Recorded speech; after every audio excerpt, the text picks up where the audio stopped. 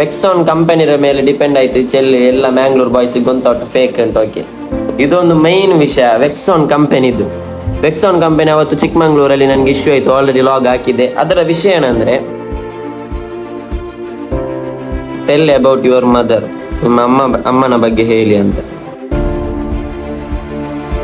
Videos ನೋಡಿ ಈಗ ಜನರು ನನಗೆ ತುಂಬ ಜನ ಮಾತಾಡ್ಲಿಕ್ಕೆ ಬರ್ತಾರೆ, ನನ್ನ ಹತ್ರ ಕೈ ಫೋಟೋ ತೆಗಿತಾರೆ, ಹ್ಯಾಂಡ್ ಶೇಕ್ ಮಾಡ್ತಾರೆ, ಕಾಂಪ್ಲಿಮೆಂಟ್ ಕೊಡ್ತಾರೆ. ಆ್ಯಕ್ಚುಲಿ ನನಗೆ ತುಂಬ ಖುಷಿ ಆಗುತ್ತೆ, ಯಾಕಂದರೆ ಖುಷಿನ ವಿಚಾರ, ನಾನು ಸಂಪಾದಿಸಿದ ಜನ ಅದು ಆ್ಯಕ್ಚುಲಿ ಅಲ್ವಾ. ಮೋಟಿವೇಶನ್ ಏನು ಕೊಡ್ತೀರಾ ಅಂತ. ಈಗ 25 ಆಯ್ತು ಅಂತ ಅನ್ಕೊಳ್ಳಿ, ನನ್ನ ಫ್ರೆಂಡಿಗೆ ಮದುವೆ ಆಗ್ತದೆ, ಅವನು ಮದುವೆ ಆಗ್ತಾನೆ, ಒಳ್ಳೆ ಸೆಟ್ಲ್ ಆಗಿ ದುಡ್ಡು ಮಾಡಿ ಮದುವೆ ಆಗ್ತಾನೆ. ಅವಾಗ ನನ್ನ ಮನಸ್ಸಲ್ಲಿ ಬರುತ್ತೆ, ನಾನೇನು ಮಾಡ್ತಾ ಇಲ್ಲ, ನಾನು ಬಾಕಿ ಆಗಿದ್ದೇನೆ, ನನಗೆ ಟ್ಯಾಲೆಂಟ್ ಇಲ್ಲ, ನಾನು ವೇಸ್ಟ್, ನಾನೊಂದು ವೇಸ್ಟ್ ಬಾಡಿ ಅಲ್ವಾ, ಆ ಥರ ಎಲ್ಲ ಬರುತ್ತೆ. ಲೈಫಲ್ಲಿ ವಿನ್ನ ಆಗೇ ಆಗ್ತೀವಿ, ಆದರೆ ನಿಧಾನವಾಗಿ ಆಗ್ತೀವಿ ಅಷ್ಟೇ. ಸ್ವಲ್ಪ ಜನ ಬೇಗ ಆಗ್ತಾರೆ, ಸ್ವಲ್ಪ ಜನ ನಿಧಾನವಾಗಿ ಆಗ್ತಾರೆ. ಸ್ವಲ್ಪ ಕಾಯಬೇಕಷ್ಟೇ, ತಾಳ್ಮೆ ಇರಲಿ, ಮತ್ತು ಆ ಒಂದು ಅನ್ಸ್ಟಾಪಬಲ್, ಆ ಒಂದು ಉದ್ದೇಶ ಇರಲಿ, ಸ್ಟಾಪ್ ಮಾಡಲ್ಲ, ಗಿವ್ ಅಪ್ ಮಾಡಲ್ಲ ಅಂತ. So hello guys, welcome back to my new vlog. Next question ಏನಂದರೆ, ಟೆಲ್ ಅಬೌಟ್ ಯುವರ್ ಮದರ್, ನಿಮ್ಮ ಅಮ್ಮನ ಬಗ್ಗೆ ಹೇಳಿ ಅಂತ. ನಮ್ಮ ಅಮ್ಮ ಅಂದರೆ ಒಬ್ಬರು ಪ್ಯೂರ್ ವ್ಯಕ್ತಿ, ಪ್ಯೂರ್ ಜೆಮ್ ಅಂತ ಹೇಳ್ತಾರಲ್ಲ ಆ ರೀತಿ. ಚಿಕ್ಕ ವಯಸ್ಸಲ್ಲಿ ತುಂಬ ಚೆನ್ನಾಗಿ ನೋಡಿಕೊಂಡ್ರು. ಆದರೆ ನಾನು 8ನೇ ಕ್ಲಾಸಲ್ಲಿರುವಾಗ ಕೆಮ್ಮು ಸ್ಟಾರ್ಟ್ ಆಗಿ ಎಷ್ಟು ಹಾಸ್ಪಿಟಲ್ಗೆ ಹೋದ್ರು, ತುಂಬ ಮದ್ದೆಲ್ಲ ಮಾಡಿ ವರ್ಕ್ ಆಗಲಿಲ್ಲ, ತೀರಿ ಹೋದರು. ಸೊ ನನಗೆ ಅವಾಗ ಐಡಿಯಾನೇ ಇಲ್ಲ, ಇದು ತೀರಿ ಹೋಗೋದು ಅಂದರೆ ಏನು ಐಡಿಯಾನೇ ಇಲ್ಲ. ಇವಾಗ ಫ್ಯಾಮಿಲಿಯಲ್ಲಿ ಹೇಳ್ತಾ ಇದ್ದಾರೆ ಆ್ಯಂಬುಲೆನ್ಸಲ್ಲಿ ಬರ್ತಾ ಇದ್ದಾರೆ ಅಂತ. ಆವಾಗ ಇಲ್ಲಿ ಅಣ್ಣಂದ್ರೆಲ್ಲ ಬ್ಯಾಂಗ್ಳೂರಲ್ಲಿ ಇದ್ದರು ಕೆಲಸ, ಅಲ್ಲಿಂದ ಕೂಡ ಬಂದರು, ಮತ್ತು ಅಮ್ಮನನ್ನು ಕರ್ಕೊಂಡು ಬಂದರು. ಅದೇ ನಾನು 8ನೇ ಕ್ಲಾಸಲ್ಲಿರುವಾಗ ತೀರಿ ಹೋದರು. ನೀನು ಹಿಂಗೆ ಹೋಗೋ ಕಾರಣ ಯಾರು ಉಂಟು, ನೀನು ಹೀಗೆ ಆಗಲಿಕ್ಕೆ ಕಾರಣ ಯಾರು ಅಂತ. ಕಾರಣ ಏನು ಅಂದರೆ, ಅದೇ ನನ್ನ ಸರೌಂಡಿಂಗ್ಸಲ್ಲಿರೋ ಪೀಪಲ್ಸ್, ಫ್ರೆಂಡ್ಸ್ ಆಗಿರ್ಬೋದು, ಮನೆಯವರಾಗಿರ್ಬೋದು, ಕಸಿನ್ಸ್ ಆಗಿರ್ಬೋದು, ಕೆಲವರು ಎಲ್ಲರೂ ಸಪೋರ್ಟ್ ಮಾಡಿದ್ದಾರೆ. ಮತ್ತು ಏನಿದ್ರು ನಾವು ಬೆಳಿಬೇಕಂದ್ರೆ ನಮ್ಮ ಹಾರ್ಡ್ ವರ್ಕ್ ಇಲ್ಲದೆ ಆಗಲ್ಲ. ಇವಾಗ ಸಪೋರ್ಟ್ ಮಾಡಲಿಕ್ಕೆ ಯಾರೂ ಇಲ್ಲ ಅಂದರೆ ಡೂ ಇಟ್ ಅಲೋನ್, ನಾವೊಬ್ಬರೇ ಮಾಡಲೇಬೇಕು, ಎಕ್ಸ್ಕ್ಯೂಸ್ ಕೊಡೋಕ್ಕಾಗಲ್ಲ. ಯಾಕೆಂದರೆ ನಮ್ಮ ಲೈಫ್ ನಮ್ಮ ಜವಾಬ್ದಾರಿ. ಈಗ ಫ್ರೆಂಡ್ಸ್ ವಿಡಿಯೋ ಮಾಡಲಿಕ್ಕೆ ಕರೀತಾ ಇದ್ರೆ ಫ್ರೆಂಡ್ಸ್ ಬರಲ್ಲ ಅಂತ ಅನ್ಕೊಳ್ಳಿ, ಆವಾಗ ನಾನು ಫ್ರೆಂಡ್ಸ್ ಸಪೋರ್ಟ್ ಮಾಡ್ತಾ ಇಲ್ಲ ಅಂತ ಸುಮ್ಮನೆ ಕೂತ್ಕೊಂಡ್ರೆ ಯಾರಿಗೆ ಹೋಯ್ತು, ನನಗೆ ಹೋಯ್ತು. ಎಕ್ಸ್ಕ್ಯೂಸ್ ಕೊಟ್ಟರೆ ಆಗಲ್ಲ, ಈ ಜೀವನದಲ್ಲಿ ಎಕ್ಸ್ಕ್ಯೂಸ್ ಕೊಟ್ರೇ ಆಗಲ್ಲ, ನಾವು ಬಾಕಿ ಆಗ್ತೇವೆ ಹಿಂದೆನೆ. ಯಾರೂ ಇಲ್ಲ ಅಂದರೆ ಒಬ್ಬರೇ ಮಾಡಿ, ಬೇರೆ ದಾರಿ ಹುಡ್ಕೊಳ್ಳಿ. ಹಾಗೆ ಯಾರು ಕೂಡ ರೀಸನ್ ಆಗಲ್ಲ ನಾವು ಏನಾಗ್ತೀವಿ ಅಂತ, ಅದಕ್ಕೆ ಯಾರು ಕೂಡ ರೀಸನ್ ಆಗಲ್ಲ, ಅದಕ್ಕೆ ನಾವೇ ರೀಸನ್ ಆಗಬೇಕು. ಮತ್ತು ಸಪೋರ್ಟ್ ಮಾಡೋರೇ ಇದ್ದೇ ಇರ್ತಾರೆ. ಆ್ಯಂಡ್ ನೆಕ್ಸ್ಟ್ ಕ್ವಶನ್, ಬ್ರೋ ನಿನ್ನ ಪೋಲೆಮೆ ಅವರು ಕಂಟೆಂಟ್ ಕ್ರಿಯೇಟ್ ಹಾಕೋ ಹಾಬಿ ಬ್ರೋ, ಬಟ್ ಹೆಂಗನೆ ಗೊತ್ತಾಗಿಲ್ಲ. ನನ್ನ ಹಾಗೆ ಕಂಟೆಂಟ್ ಕ್ರಿಯೇಷನ್ ಮಾಡೋ ಹಾಬಿ ಇದೆ ಅಂತ, ಆದರೆ ಹೇಗೆ ಮಾಡೋದು ಅಂತ ಗೊತ್ತಾಗ್ತಾ ಇಲ್ಲ. ಅದೇ ಬ್ರೋ ನಾನು ಹೇಳಿದಲ್ವ, ನಾನು ಹೇಗೆ ಕಂಟೆಂಟ್ ಕ್ರಿಯೇಟ್ ಮಾಡೋದಂತ. ಕಂಟೆಂಟ್ ಮಾಡ್ತಾ ಹೋಗ್ಬೇಕಷ್ಟೇ. ಮೊದಲಿಗೆ ನಮಗೆ ಯಾವುದೇ ಐಡಿಯಾ ಇರಲ್ಲ. ನನ್ನ ಮೊದಲ ಹಿಂದಿನ ವೀಡಿಯೋ ನಿಮಗೆ ನೋಡಿದರೆ ಗೊತ್ತಾಗ್ಬೋದು ಹೇಗಿತ್ತು ಅಂತ. Next question, which apps you are editing, ನಾನು ಎಡಿಟಿಂಗ್ ಮಾಡೋ ಆ್ಯಪ್ ಯಾವುದು ಅಂತ. ನಾನು ಎಡಿಟಿಂಗ್ ಮಾಡೋದು ಆ್ಯಕ್ಚುಲಿ ಕ್ಯಾಪ್ಕಟ್ಟಲ್ಲಿ, ಅದರಲ್ಲಿ ಬೇಕಾದ ಎಫೆಕ್ಟ್ಸ್ ಎಲ್ಲ ಸಿಗುತ್ತೆ, ನನಗೆ ಜಾಸ್ತಿ ಬೇಕಂತಿಲ್ಲ. ಸೊ ನಾನು ಎಡಿಟ್ ಮಾಡೋದು ಕ್ಯಾಪ್ಕಟ್ಟಲ್ಲಿ. ನೆಕ್ಸ್ಟ್ ಕ್ವಶನ್, ಸಿಬ್ಲಿಂಗ್ಸ್ ಎತ್ರನಿಕ್ಕೆ. ನಾನು ಆಲ್ರೆಡಿ ಹೇಳಿದೆಲ್ಲ, ನಾವು 5 ಜನ ಬ್ರದರ್ಸ್, 2 ದೊಡ್ಡವರು 2 ಚಿಕ್ಕವರು, ನಾನು ಮಿಡಿಲ್, ಮತ್ತು ಇವಾಗ ಒಂದು ತಂಗಿ ಲುಬಾಬಾ, 6 ಜನ. ಹೂ ಮೋಟಿವೇಟ್ಸ್ ಯು, ಯಾರು ನಿನ್ನನ್ನು ಮೋಟಿವೇಟ್ ಮಾಡ್ತಾರೆ ಅಂತ. ಮೋಟಿವೇಟ್ ಅದೇ, ನಾನಿವಾಗ ಏನಾದರೂ ಒಂದು ಇದಾದಾಗ ಸ್ಟಕ್ ಆಗ್ತೀನಿ, ವೀಡಿಯೋಸ್ ಎಲ್ಲ ಹಾಕದೆ ಯಾವುದಾದ್ರೂ ಒಂದು ಬಂದಾಗ ನಾನು ಥಿಂಕ್ ಮಾಡಿ ಸ್ಟಕ್ ಆಗ್ತೀನಿ. ನೆಕ್ಸ್ಟ್ ಏನು ಮಾಡಬೇಕು ಕಂಟೆಂಟ್ ಸಿಗದಾಗ, ಆವಾಗ ಸ್ಟಕ್ ಆದಾಗ ಬ್ರದರ್ಸ್ ಕಾಲ್ ಮಾಡಿ ಹೇಳ್ತಾರೆ, ಇಬ್ಬರು 4 ಜನ ಬ್ರದರ್ಸ್ ಕೂಡ, ಯಾಕೆ ಸುದ್ದಿ ಇಲ್ಲ, ಏನಾದರೂ ಒಂದು ಮಾಡು, ಕಂಟೆಂಟ್ ಮಾಡು, ಐಡಿಯಾಸ್ ಕೊಡ್ತಾರೆ. ಮತ್ತು ಫ್ರೆಂಡ್ಸ್ ಎಲ್ಲ ಕೂಡ ಹಾಗೆ ಸ್ವಲ್ಪ ಜನ ಫ್ರೆಂಡ್ಸ್ ಇದ್ದಾರೆ ಒಟ್ಟಿಗಿರೋ, ಅವರು ಕೂಡ ಮೋಟಿವೇಟ್ ಮಾಡ್ತಾರೆ, ಏನಾದರೂ ಒಂದು ಮಾಡಬೇಕಲ್ಲ. ಇವಾಗ ನೋಡಿ ಅಪ್ಪ ನನಗೆ ಹೇಳ್ತಾರೆ, ಒಂದೊಂದು ಕಂಟೆಂಟ್ ಕೂಡ ಹೇಳಿಕೊಡ್ತಾರೆ, ಈ ಥರ ಮಾಡು ಅಂತ. ಆವಾಗ ಮೋಟಿವೇಟ್ ಆಗ್ತೀನಿ. ಇವಾಗ ಯಾರು ಮೋಟಿವೇಟ್ ಮಾಡ್ತಾರೆ ಅನ್ನೋದಕ್ಕಿಂತ ಯಾವುದರಿಂದ ನಾನು ಮೋಟಿವೇಟ್ ಆಗ್ತೀನಿ ಅಂತ.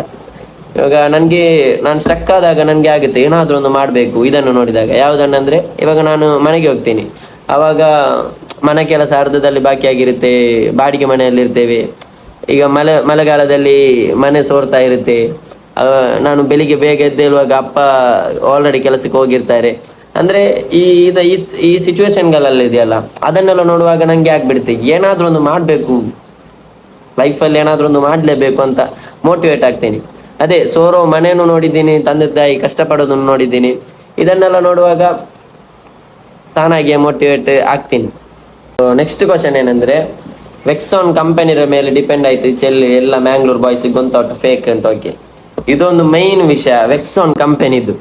ವೆಕ್ಸಾನ್ ಕಂಪನಿ ಅವತ್ತು ಚಿಕ್ಕಮಂಗ್ಳೂರಲ್ಲಿ ನನಗೆ ಇಶ್ಯೂ ಆಯಿತು, ಆಲ್ರೆಡಿ ಲಾಗ್ ಹಾಕಿದೆ. ಅದರ ವಿಷಯ ಏನಂದರೆ, ಇದು ಕಂಪನಿ ವೆಕ್ಸಾನ್ ಅಂದರೆ ಅದು ಅವರ ಇದು ಒಂದು ಅದೇ ಚಿಕ್ಕಮಂಗ್ಳೂರಲ್ಲಿ ಒಂದು ಕಂಪನಿ ಇದೆ ಅಂತ ನಿಮ್ಗೆ ಯಾವುದಾದ್ರು ವ್ಯಕ್ತಿ ಮೆಸೇಜ್ ಮಾಡ್ತಾರೆ ಇನ್ಸ್ಟಾದಲ್ಲಿ. ಆವಾಗ ನೀವು ಹೋಗ್ತೀರಾ ಇಂಟರ್ವ್ಯೂಗೆ ಅಂತ, ಏನಾದರೂ ಒಂದು ಹೇಳಿ ಕರೀತಾರೆ. ಅವರಿಗೆ ಅದು ಚಾಲೆಂಜ್, ಏನಾದರೂ ಒಂದು ಹೇಳಿ ಕರೀರಿ, ಮತ್ತೆ ಅವರು ಮೈಂಡ್ ಡೈವರ್ಟ್ ಮಾಡ್ತಾರ ಅಂತ. ಸೊ ಆ ಕರೆಯುವವರು ಯಾರು, ಹೀಗೆ ಹೋಗಿ ಸಿಲುಕಿದವರು. ಅಲ್ಲಿಗೆ ಹೋದ್ಮೇಲೆ 3 ದಿವಸ ಟ್ರೈನಿಂಗ್ ಅಂತ ಹೇಳ್ತಾರೆ. 3 ದಿವಸ ಕೂತ್ಕೊಂಡು ನಮ್ಮದು ಮೈಂಡ್ ರಿಫ್ರೆಶ್ ಮಾಡಲಿಕ್ಕೆ, ಮೈಂಡ್ ಡೈವರ್ಟ್ ಮಾಡಲಿಕ್ಕೆ ನೋಡ್ತಾರೆ, ಎಲ್ಲ ಮೈಂಡ್ ವಾಶ್ ಮಾಡಲಿಕ್ಕೆ ಬಂದು ಈ ಥರ ಬಿಸ್ನೆಸ್ ಮಾಡಿ, ನೀವು ಕೆಲಸ ಮಾಡೋದಕ್ಕಿಂತ ಬಿಸ್ನೆಸ್ ಮಾಡಿದ್ರೆ ಒಳ್ಳೆದು, ಹಾಗೆ ಹೀಗೆ ಅಂತ ಹೇಳಿ ಬಿಸ್ನೆಸ್ ಮಾಡಿ ಅಂತ. ನಮ್ಮದು ಆ್ಯಕ್ಚುಲಿ ಕೆಲಸ ಅಲ್ಲ ಬಿಸ್ನೆಸ್ ಅಂತ ಹೇಳಿ ನಮ್ಮನ್ನು ಫಿಕ್ಸ್ ಮಾಡ್ತಾರೆ ಮೈಂಡಿಗೆ. ಸೊ ನೆಕ್ಸ್ಟ್ ಡೇ ಬಿಸ್ನೆಸ್ ಏನಂತ ಹೇಳಲಿಕ್ಕೆ ಇರುತ್ತೆ ಅಂತ ಕ್ಯೂರಿಯಾಸಿಟಿ ಹುಟ್ಟಿಸಿ ಆವಾಗ ಕೂಡ ಅದೇ ಹಣ ಮಾಡೋದು ಮೈಂಡ್ ವಾಶ್ ಮಾಡ್ತಾರೆ. 3ನೇ ದಿವಸ ಬಿಸ್ನೆಸ್ ಏನು ಅಂತ ಹೇಳ್ತೇವೆ ಅಂತ ಫುಲ್ಲು ಕ್ಯೂರಿಯಾಸಿಟಿಲಿ ಇರ್ತೇವೆ. ಅಂದರೆ ಅದು ಅಲ್ಲಿ ರೂಲ್ಸ್ ಅಲ್ಲಿದೆ, ರೂಮಲ್ಲಿ ಹೊರಗಡೆ ಹೋಗಬಾರ್ದು, ಫುಲ್ಲು ರೂಲ್ಸ್ ಅಲ್ಲಿದೆ. ಕೈ ಮಡಚಬಾರ್ದು ಈ ಇದಕ್ಕೆ ಕಂಪನಿಗೆ ಹೋಗುವಾಗ, ಮತ್ತು ರೂಮಲ್ಲಿ ಬೊಬ್ಬೆ ಹಾಕಬಾರ್ದು, ಫುಲ್ಲು ಅಂದರೆ ಅಷ್ಟು ಪ್ರೊಫೆಷ್ನಲ್ ಇರುತ್ತೆ. ಆವಾಗ ನಮ್ಮ ಮೈಂಡಿಗೆ ಆಗುತ್ತೆ, ಓ ಇದು ನಿಜ, ಇದು ಜೆನ್ಯೂನ್ ಅಂತ, ಅಷ್ಟು ಪ್ಲ್ಯಾನಿಂಗ್ ಅಲ್ಲಿ. ಆವಾಗ ಏನಾಗುತ್ತೆ, ನಾವು ಫುಲ್ಲು ನಂಬಿರ್ತೇವೆ.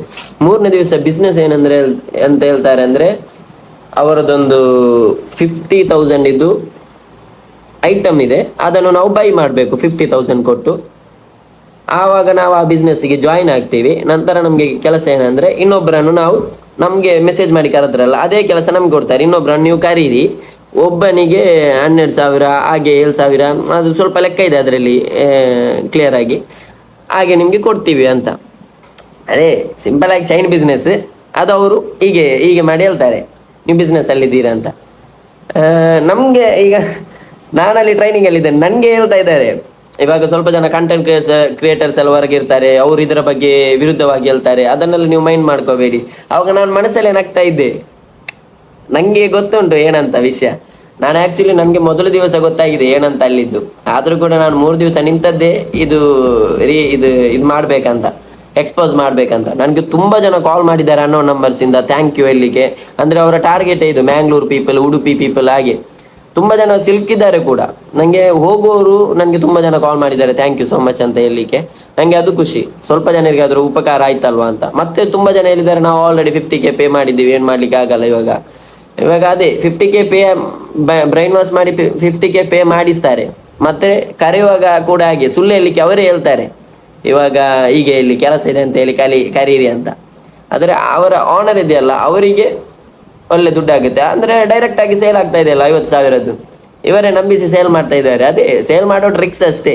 ಅದನ್ನು ಇವರು ನಂಬಿ ಏನು ಮಾಡ್ತಾರೆ, ನಾವು ಬಿಸ್ನೆಸ್ಗೆ ಜಾಯಿನ್ ಆಗ್ತಾ ಇದ್ದೀವಿ, ನಮಗೆ ದುಡ್ಡು ಮಾಡ್ಬೋದು ಅಂತ ಆಸೆಯಿಂದ ಜಾಯಿನ್ ಆಗ್ತಾರೆ. ಈಸಿ ಸ್ಕ್ಯಾಮು, ಸ್ವಲ್ಪ ಮೈಂಡ್ ವಾಶ್ ಮಾಡಿದೆ ಆಗ ನಂಬ್ತಾರೆ ಜನ. ಹಾಗೆ ಏನು ಹೇಳೋದು, ನನ್ನ ಟ್ರೈನಿಂಗಲ್ಲಿ ಒಟ್ಟಿಗಿದ್ದವರೇ 50K ಪೇ ಮಾಡಲಿಕ್ಕೆ ರೆಡಿ ಇದ್ದರು. ಆವಾಗ ನನ್ನ ಒಟ್ಟಿಗೆ ಇದ್ದ ಅವರಿಗೆ ಕೂಡ ಹೇಳಿದ್ದೇನೆ ಇದು ಹೀಗೆ ಅಂತ ಅರ್ಥ ಮಾಡಿಸಿ ಅಲ್ಲಿಂದ ಕರ್ಕೊಂಡು ಬಂದಿದ್ದೀನಿ. ಅವೇರ್ ಆಗಿರಿ. ಇಲ್ಲಿ ಮ್ಯಾಂಗ್ಳೂರಲ್ಲಿ ಕೂಡ ಇದೆ ಅಂತ ಒಂದು ರೀಸೆಂಟಾಗಿ ನನಗೆ ನ್ಯೂಸ್ ಸಿಕ್ಕಿತ್ತು. 50K ಪೇ ಮಾಡಿ ಅವರ ಐಟಮನ್ನು ಬೈ ಮಾಡಲಿಕ್ಕೆ ಹೇಳ್ತಾರೆ. ಅದಾದಮೇಲೆ ಒಬ್ಬರನ್ನು ಜಾಯಿನ್ ಮಾಡಿಸ್ಲಿಕ್ಕೆ ಹೇಳ್ತಾರೆ. ಜಾಯಿನ್ ಮಾಡಿದರೆ ನಿನಗಿಷ್ಟು ಅಂತ ಕೊಡ್ತೇನೆ ಅಂತ ಹೇಳ್ತಾರೆ. ಅದು scam guys. Next question, overthink ಪೋನಿಗೆ ಎಂದ್ರೆ ಹಾಕೊಂಡು ಚೊಲ್ಲು ಬ್ರೋ ಪ್ಲೀಸ್, ಮೈಂಡ್ ರಿಲ್ಯಾಕ್ಸ್ ಆಯ್ತು ಇಕ್ಕೊಂಡು ಲೈಫು. ಓವರ್ ಥಿಂಕ್ ಮಾಡೋದಕ್ಕೆ ಏನಾದರೂ ಒಂದು ಹೇಳಿ, ಹೇಗೆ ಅದು ನಿಲ್ಲಿಸ್ಬೇಕು ಅಂತ, ಲೈಫ್ ರಿಲ್ಯಾಕ್ಸಲ್ಲಿ ಹೋಗ್ಬೇಕಾದ್ರೆ ಏನು ಅಂತ. ಓವರ್ ಥಿಂಕ್ ಮಾಡೋದಕ್ಕೆ ಏನು ಹೇಳೋದು, ಅದು ನಮ್ಮ ಮಿಸ್ಟೇಕ್ ಆ್ಯಕ್ಚುಲಿ. ನಾವು ಅದೆಲ್ಲ ಇರಬಾರ್ದು. ಅಂದರೆ ನಾವು ಲೈಫಲ್ಲಿ ಬ್ಯುಸಿ ಆಗಬೇಕು, ಯಾವುದಾದ್ರೂ ವಿಷಯದಲ್ಲಿ ನಾವು ಬ್ಯುಸಿ ಆಗಬೇಕು. ಒಂದು ಕೆಲಸ ಮಾಡಬೇಕು, ಹಾಬೀಸ್ ಇದೆ ಇಷ್ಟವಾದದ್ದು, ಅದರಲ್ಲಿ ನಾವು ಮುಂದುವರಿತಾ ಹೋಗ್ಬೇಕು, ಆಗ ಲೈಫ್ ಬ್ಯುಸಿ ಆಗುತ್ತೆ. ನೆಕ್ಸ್ಟ್ ಹೇಳಿದ್ದಾರೆ, ಈ ಸಮಾಜಕ್ಕೆ ನಿಮ್ಮನ್ನು ನಮಗೆ ತಂದು ಕೊಟ್ಟ ನಿಮಗೂ ನಿಮ್ಮ ತಂದೆ ತಾಯಿಗೂ ತುಂಬ ಹೃದಯದ ಧನ್ಯವಾದಗಳು. ದೊಡ್ಡ ಮಾತು ಬ್ರೋ ಇದು. Thank you so much, thank you for the love. Ameen Jokatte ಅವರೇ ಹೇಳಿದ್ದಾರೆ, ಥ್ಯಾಂಕ್ ಯು. ಬ್ಯಾರಿಲಿ 2 ಟೈಪ್ಸ್ ಆಫ್ ಬ್ಯಾರಿ ಉಂಟು, ಮಲಾಮೆ ಬ್ಯಾರಿ ಆರ್ ಒರಿಜಿನಲ್ ಬ್ಯಾರಿ. ನಿಂಗೆ ಇದು ಬ್ಯಾರಿಯಲ್ಲಿ 2 ಬ್ಯಾರಿ ಇದೆ, ಮಲಾಮೆ ಬ್ಯಾರಿ ಮತ್ತು ಒರಿಜಿನಲ್ ಬ್ಯಾರಿ. ನಾನು ಯಾವ ಬ್ಯಾರಿ ಅಂತ? ನಾನು ಆ್ಯಕ್ಚುಲಿ ಮಲಾಮೆ, ಮಲಯಾಳ ಮುಂಡುನು. ಈ ನಾರ್ಮಲ್ ಮಲಾಮೆ ಉಂಡಲೆ ಅದು ಮುಂಡುನು. ಎಂದಾಯಿರ ಚೋರು ಬೈಚೆ ವಾಡುಲ್ಲ ಅದು ಆ ಮಲಯಾಳ. ಮತ್ತು ನಾನು ವೀಡಿಯೋಸ್ ಮಾಡ್ತಾ ಇದ್ದದ್ದು ಬ್ಯಾರಿಯಲ್ಲಿ. ಫ್ರೆಂಡ್ಸ್ ಎಲ್ಲ ಬ್ಯಾರಿ ಆಗಿದ್ರು, ಸೊ ನಾನು ಅದು ಮಾತಾಡಲಿಕ್ಕೆ ಕಲಿತುಕೊಂಡಿದ್ದೆ. ನಿಂಗೆ ಸೋಷಿಯಲ್ ಮೀಡಿಯಾ ಯೂಸ್ ಹಾಕೋಗು ಸ್ಟಾರ್ಟ್ ಹಾಕಿಟ್ಟಾಂಬು ಇಟ್ಟು ಸಪೋರ್ಟ್ ಕಿಟ್ರು ಚಂತೆ ನಿರ್ಚಿ ತಿನ್ನಾರ. ಈ social media content creation start ಮಾಡಿದಾಗ ನಿಮಗೆ ಸಪೋರ್ಟ್ ಸಿಗುತ್ತೆ ಅಂತ ಅನ್ಕೊಂಡಿದ್ರ? ನಾನು ಹೇಳ್ದೆ ಅಲ್ವಾ, ಆ್ಯಕ್ಚುಲಿ ನಾನು ಕಂಟೆಂಟ್ ಸ್ಟಾರ್ಟ್ ಮಾಡಿದ್ದೆ, ನನಗೆ ಐಡಿಯಾಸ್ ಇಲ್ಲದೆ ಈ ಕಂಟೆಂಟ್ ಕ್ರಿಯೇಷನ್ ಫೀಲ್ಡ್ ಇದೆ, ಇದು ಈ ಥರ ಇದೆ ಅಂತ ಐಡಿಯಾಸೇ ಇಲ್ಲ. ಆವಾಗ ನಾನು ಅನ್ಕೊಳ್ಳೋದು ಹೇಗೆ ಸಪೋರ್ಟ್ ಮಾಡ್ತಾರಾ ಇಲ್ವಾ ಅಂತ. ನನಗೆ ಅದು ಐಡಿಯಾಸೇ ಇಲ್ಲ, ನಂಗೆ ಗೊತ್ತೇ ಇಲ್ಲ ಸಪೋರ್ಟ್ ಸಿಗ್ಲಿಕ್ಕೆ ಉಂಟು, ಇದರಲ್ಲಿ ಇಂಪ್ರೂವ್ ಆಗ್ಲಿಕ್ಕೆ ಉಂಟು ಅಂತ ನನಗೆ ಐಡಿಯಾಸೇ ಇಲ್ಲ. ಹಾಗೆ ಸ್ಟಾರ್ಟ್ ಮಾಡಿದ್ದು. ಇದು ಐಡಿಯಾಸ್ ಸಿಕ್ಕಿದ ಮೇಲೆ ನನಗೆ ಸಪೋರ್ಟು ಕೊಟ್ಟಿದ್ದಾರೆ. ನನ್ನ ಕಂಟೆಂಟ್ ನೋಡಿ ಜನ ಸಪೋರ್ಟ್ ಕೊಟ್ಟಿದ್ದಾರೆ. ಅನ್ಕೊಂಡಿರ್ಲಿಲ್ಲ ಜನರು ಇಷ್ಟು ಸಪೋರ್ಟ್ ಮಾಡ್ತಾರಂತ. ತುಂಬ ಸಪೋರ್ಟ್ ಕೊಟ್ಟಿದ್ದಾರೆ. ಥ್ಯಾಂಕ್ ಯು ಎಲ್ರಿಗೂ, ನನ್ನ ಸಪೋರ್ಟರ್ಸಿಗೂ ಥ್ಯಾಂಕ್ ಯು ಸೋ ಮಚ್, ಜಜಾಕಲ್ಲಾ. Next question, how was the people's reaction when you started posting reels in Instagram? ಜನರ ಇದು ಹೇಗಿತ್ತು ಅಂತ ರೆಸ್ಪಾನ್ಸ್ ನಾವು ಪೋಸ್ಟ್ ಮಾಡಲಿಕ್ಕೆ ಸ್ಟಾರ್ಟ್ ಮಾಡಿದಾಗ. ನಾನು ಅದೇ ಐಡಿಯಾಸ್ ಇಲ್ಲದೆ ಪೋಸ್ಟ್ ಮಾಡಿದ್ದೇನೆ ಅಂತ ಹೇಳಿದೆಲ್ಲ, ಮತ್ತೆ ನನಗೆ ಒಂದು ಐಡಿಯಾ ಸಿಕ್ಕಿತ್ತಲ್ವಾ, ಅದಾದಮೇಲೆ ಕಂಟಿನ್ಯೂಸ್ ಆಗಿ ನಾನು ಪೋಸ್ಟ್ ಮಾಡ್ತಾ ಇದ್ದೆ. ಆವಾಗ ಜನರ ರಿಯಾಕ್ಷನ್ ರೆಸ್ಪಾನ್ಸ್ ಹೇಗಿತ್ತು ಅಂದರೆ ಮಿಕ್ಸ್ ಆಗಿತ್ತು. ಸ್ವಲ್ಪ ಜನ ನನಗೆ ತಮಾಷೆ ಮಾಡಿದರು, ಯಾಕೆ ಇದನ್ನೆಲ್ಲ ಮಾಡ್ತೀಯ, ಟೈಮ್ ವೇಸ್ಟ್, ಬುದ್ಧಿಲ್ವಾ, ಎಲ್ಲಿಗಾದರೂ ಹೋಗಿ ಕೆಲಸ ಮಾಡು, ಹಾಗೆ ಹೀಗೆ ತುಂಬ ಜನ ಹೇಳಿದ್ದಾರೆ. ತುಂಬ ಜನ ಹೇಳಿದ್ದಾರೆ. ಮತ್ತು ಸ್ವಲ್ಪ ನನ್ನ ಒಟ್ಟಿಗೇನೆ ಇದ್ದವರು ಸಪೋರ್ಟ್ ಮಾಡಿದ್ದಾರೆ. ನನ್ನ ಮನೆಯಲ್ಲಿ ನನಗೆ ಯಾವುದೇ ಪ್ರಾಬ್ಲಮ್ ಮಾಡಲಿಲ್ಲ. ಬ್ರದರ್ಸ್ ಆಗಿರ್ಬೋದು, ನನ್ನ ಅಪ್ಪ ಆಗಿರ್ಬೋದು, ಫುಲ್ ಸಪೋರ್ಟ್. ಮತ್ತು ನನ್ನ ಫ್ರೆಂಡ್ಸ್ ಯಾವಾಗ ವಿಡಿಯೋ ಮಾಡಬೇಕು ಅಂತ ಕರೆದಾಗಲೂ ಕೂಡ ಬಂದಿದ್ದಾರೆ. ಮತ್ತು ಕಸಿನ್ಸ್ ಸ್ವಲ್ಪ ಜನ, ಮತ್ತು ಫ್ಯಾಮಿಲಿಯಲ್ಲಿ ಸ್ವಲ್ಪ ಮೆಂಬರ್ಸ್ ಸಪೋರ್ಟ್ ಮಾಡಿದ್ದಾರೆ. ಇನ್ನು ಬಾಕಿ ಉಳಿದವರೆಲ್ಲ ತುಂಬ ಜನ ಕ್ವಶನೇ ಮಾಡಿದ್ದಾರೆ, ಡೌಟ್ ಪಟ್ಟಿದ್ದಾರೆ ನನ್ನ ಮೇಲೆ. ನನಕ್ಕೆ ನಿನ್ನೆ ಕಾಣೋನು ಪ್ಲೀಸ್, ನಾನು 7th ಪಡಿക്കുന്ന ಬಾಯ್, ಪ್ಲೀಸ್ ನಿನ್ನೆ ಕಾಣೋನು, ನಿನಗೆ ವಿಟ್ಲತ್ತು ಬರ್ಮು. ಒಬ್ಬರು 7th ಕಲಿಯೋ ಹುಡುಗ ಹೇಳಿದ್ದಾನೆ, ವಿದ್ಯಾರ್ಥಿ ಹೇಳಿದ್ದಾನೆ, ನಿಮ್ಮನ್ನು ನೋಡಬೇಕು, ನಿನ್ನನ್ನು ನೋಡ್ಬೇಕಂತ, ಮೀಟ್ ಆಗ್ಬೇಕಂತ. ನಾನು ಇಲ್ಲೇ ಇರ್ತೀನಿ ಬ್ರೋ, ಯಾವಾಗ ಬೇಕಾ ನನ್ನನ್ನು ಈಗ ಹೊರಗಡೆ ಕಂಡ್ರೆ ಮಾತಾಡ್ಲಿಕ್ಕೆ ಬನ್ನಿ, ನನಗೆ ಖುಷಿ ಆಗುತ್ತೆ. ಆ್ಯಕ್ಚುಲಿ ನೀವು ವಿಡಿಯೋಸ್ ನೋಡಿ ಈಗ ಜನರು ನನಗೆ ತುಂಬ ಜನ ಮಾತಾಡ್ಲಿಕ್ಕೆ ಬರ್ತಾರೆ, ನನ್ನ ಹತ್ರ ಫೋಟೋ ತೆಗಿತಾರೆ, ಹ್ಯಾಂಡ್ ಶೇಕ್ ಮಾಡ್ತಾರೆ, ಕಾಂಪ್ಲಿಮೆಂಟ್ ಕೊಡ್ತಾರೆ. ಆ್ಯಕ್ಚುಲಿ ನನಗೆ ತುಂಬ ಖುಷಿ ಆಗುತ್ತೆ. ಯಾಕಂದರೆ ಖುಷಿನ ವಿಚಾರ, ನಾನು ಸಂಪಾದಿಸಿದ ಜನ ಅದು ಆ್ಯಕ್ಚುಲಿ ಅಲ್ವಾ. ನನಗೆ ಖುಷಿ ಆಗುತ್ತೆ. ಸ್ವಲ್ಪ ಜನ ನೋಡಿದ್ರು, ಸ್ವಲ್ಪ ಜನ ಮುಖ ನೋಡ್ತಾರೆ, ಹೀಗೆ ನಗುದು ಕೂಡ ಇಲ್ಲ. ಆವಾಗ ನಾನು ಆಕ್ವರ್ಡ್ ಆಗಿಬಿಡ್ತೀನಿ, ಈಗ ಏನು ರಿಯಾಕ್ಟ್ ಮಾಡಲಿ ಅಂತ. ಇವಾಗ ಅದೇ ವಿಡಿಯೋಸ್ ನೋಡಿ ನನ್ನ ನೋಡ್ತಾರೆ, ಗುರ್ತ ಹಿಡಿತಾರೆ, ಆದರೆ ಒಂದು ಸ್ಮೈಲ್ ಮಾಡಿದಾಗ ನನಗೂ ಕೂಡ ಹಾಗೆ ಆಗುತ್ತೆ. ಇನ್ನು ಸ್ವಲ್ಪ ಜನ ಅದೇ ನೋಡಿ ಸ್ವಲ್ಪ ಜನ ನಗೋದು ಕೂಡ ಇಲ್ಲ. ಆವಾಗ ನನಗೆ ಆಕ್ವರ್ಡ್ ಆಗಿಬಿಡುತ್ತೆ, ಏನು ಮಾಡೋದು ಅಂತ. ಸ್ವಲ್ಪ ಜನ ಡೈರೆಕ್ಟಾಗಿ ಬಂದು ಹಾಯ್ ತಾಜು ಬ್ರೋ ಅಲ್ವಾ, ವೀಡಿಯೋಸ್ ಎಲ್ಲ ಒಳ್ಳೇದು ಮಾಡ್ತೀರಾ, ಕಾಂಪ್ಲಿಮೆಂಟ್ ಕೊಡುವಾಗ ಏನು ಖುಷಿ ಆಗುತ್ತೆ ಅಂದರೆ, ನಾನು ಎಲ್ಲರ ಹತ್ರ ಮಾತಾಡ್ತೀನಿ, ನನಗೆ ನಮಗೆ ಕಾಂಪ್ಲಿಮೆಂಟ್ ಮಾಡೋರಿ, ನನಗೆ ಆ್ಯಕ್ಚುಲಿ ಖುಷಿ ಆಗುತ್ತೆ. ಅದು ನಾನು ಸಂಪಾದಿಸಿದ ಜನ, ನನ್ನ ಇಷ್ಟಪಡೋರು, ನನ್ನ ಸಪೋರ್ಟರ್ಸ್, ನನಗೆ ಖುಷಿ ಆಗದೇ ಇರ್ತದ. ಹಾಗೆ what is your aim already ಹೇಳಿದೆ ಅಲ್ಲ ಬ್ರೋ, ಮೊದಲು ಫಿನಾನ್ಷಿಯಲ್ ಸ್ಟೇಬಲ್ ಆಗಬೇಕು ಇದೇ ಫೀಲ್ಡಲ್ಲಿ, ಅದೇ ನನ್ನ ಏಮ್. ಅದರ ನಂತರ ತುಂಬ ಗುರಿಗಳಿದೆ, ಅದನ್ನು step by step. Bro journey start ஆகும் ரீசன் பின்ன ಹೆಂಗೆ ಇತ್ತು ಆಯಿತು ஒரு ಸ್ಟ್ರಾಂಗ್ ಮೋಟಿವೇಶನ್ ಎಂದ್ರೆ ಹಾಕೊಂಡು ಚೊಲ್ಲಾರ. ಇದು ಸ್ಟಾರ್ಟ್ ಮಾಡಲಿಕ್ಕೆ ರೀಸನ್ ಏನು ಮತ್ತು ಮೋಟಿವೇಶನ್ ಏನು ಕೊಡ್ತೀರಾ ಅಂತ. ಸ್ಟಾರ್ಟ್ ಮಾಡಲಿಕ್ಕೆ ರೀಸನ್ ಆಲ್ರೆಡಿ ಹೇಳಿದೆ, ನನ್ನ ಕಂಟೆಂಟ್ ಜರ್ನಿ ಹೇಗೆ ಸ್ಟಾರ್ಟ್ ಆಯ್ತು ಅಂತ. ಫ್ರೆಂಡ್ಸ್ ಅವರಿಗೆ ಒಂದು ವಿಷಯನ ಅರ್ಥ ಮಾಡಲಿಕ್ಕೋಸ್ಕರ ಒಂದು ವಿಡಿಯೋ ಮೂಲಕ ನಾನು ಇಂಪ್ಯಾಕ್ಟ್ ಆಗಲಿ ಅಂತ ಮಾಡಿದ್ದು. ಮತ್ತು ನನಗೆ ಐಡಿಯಾ ಸಿಕ್ಕಿತ್ತು, ನಾನು ಕಂಟಿನ್ಯೂಸ್ ಆದೆ ಇದರಿಂದ. ಅದೇ ನನ್ನ ಜರ್ನಿ. ಸೊ ಮೋಟಿವೇಶನ್ ಏನು ಆ್ಯಕ್ಚುಲಿ ನನಗೆ ಫೀಲ್ ಆಗಿರೋದು ಹೇಳ್ತಾ ಇದ್ದೀನಿ. ಇವಾಗ ನಾವು ಭಯ ಪಡ್ತೇವೆ ಆ್ಯಕ್ಚುಲಿ, ಈ ನಮ್ಮ ಒಟ್ಟಿಗಿರೋರಾಗಿರ್ಬೋದು, ನಮ್ಮ ಸುತ್ತಮುತ್ತಲಿನವರು ಏನಾದರೂ ಒಂದು ಸಕ್ಸಸ್ ಆಗ್ತಾ ಇದ್ದಾರೆ ಅಂತ ಅಂದ್ಕೊಳ್ಳಿ, ಏನಾದರೂ ಒಂದು ಸಾಧನೆ ಮಾಡ್ತಾ ಇದ್ದಾರೆ, ಯಾವುದಾದ್ರೂ ಒಂದು ಫೀಲ್ಡಲ್ಲಿ ಮೇಲಕ್ಕೆ ಹೋಗ್ತಾ ಇದ್ದಾರೆ, ಸಕ್ಸಸ್ ಆಗ್ತಾ ಇದ್ದಾರೆ ಅಂತ ಅಂದ್ಕೊಂಡು ನಮಗೆ ಭಯ ಆಗಲಿಕ್ಕೆ ಸ್ಟಾರ್ಟ್ ಮಾಡ್ತೇವೆ. ಸೇಮ್ ಏಜ್ ನಾವೇನು ಮಾಡ್ತಾ ಇಲ್ಲ, ನಾವು ಇನ್ನೂ ಏನೋ ಮಾಡಬೇಕು, ನಮಗೆ ಟ್ಯಾಲೆಂಟ್ ಇಲ್ಲ, ನಮಗೆ ಏನು ಕೂಡ ಆಗ್ತಾ ಇಲ್ಲ ಅಂತ ನಾವು ಅನ್ಕೋತೀವಿ.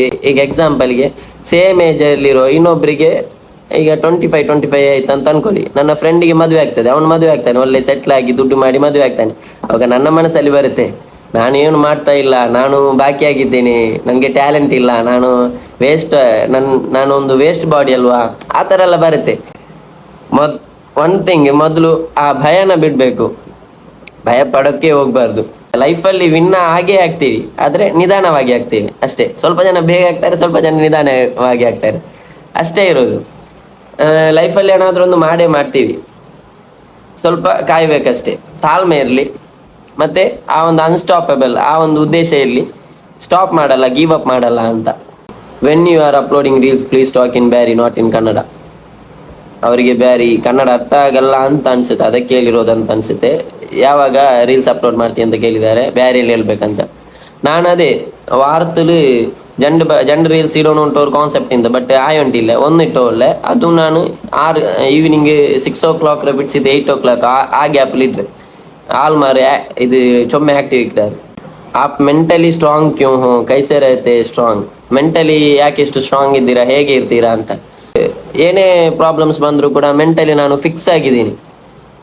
ಅಂದರೆ ನಾವು ಅಂದ್ಕೊಂಡಾಗೆ ಯಾವುದು ನಡೆಯಲ್ಲ ಅನ್ನೋದು ನಾನು ಫಿಕ್ಸ್ ಆಗಿದ್ದೀನಿ. ನಮಗೆ ಏನಾಗುತ್ತೋ ಅದು ಜೀವನ ನಮಗೆ ಕೊಡ್ತಾರೆ, ನಮ್ಮ ಲೈಫ್ ನಮಗೆ ಒಂದೊಂದು ಪಾಠ ಕೊಡುತ್ತೆ ಡೈಲಿ. ಸೊ ಅದಕ್ಕೆ ನಾನು ಹೊಂದ್ಕೊಂಡು ಹೋಗ್ತೇನೆ ಅಷ್ಟೇ.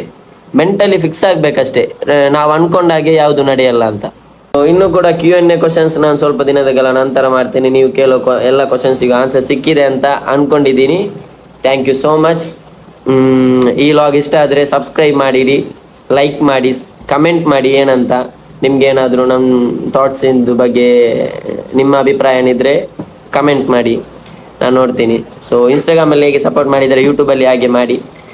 Thank you so much for the love, keep supporting me. Bye guys.